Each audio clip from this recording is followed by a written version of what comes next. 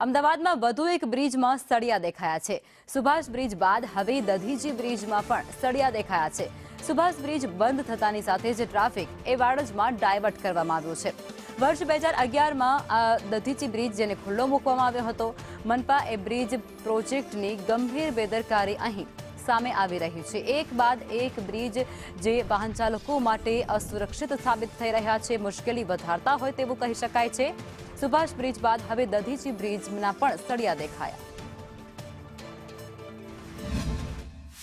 અમદાવાદ શહેરના વધુ એક બ્રિજમાં સળિયા જે છે તે દેખાઈ ગયા છે।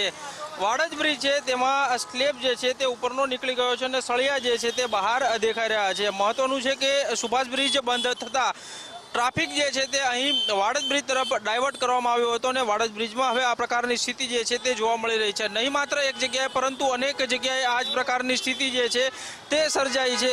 બ્રિજમાં સળિયા જે છે તે દેખાઈ ગયા છે। થોડા દિવસ અગાઉ ઇન્કમટેક્સ ફ્લાયઓવર બ્રિજ છે તેમાં પણ આ જ પ્રકારની સમસ્યાઓ જે છે તે સામે આવી હતી અને તેમાં સ્પાન જે છે તે ખુલી ગયા હતા અને હવે દધીચી બ્રિજ જે છે વર્ષ 2011માં લોકો માટે આ બ્રિજ છે તે ખુલ્લો મૂકવામાં આવ્યો છે। એટલે કે 14 થી 15 વર્ષમાં જ આ બ્રિજમાં સળિયા જે છે તે હવે દેખાઈ રહ્યા છે। ત્યારે બ્રિજ પ્રોજેક્ટ વિભાગ છે તેની કામગીરી ઉપર અનેક સવાલ ઉઠી રહ્યા છે।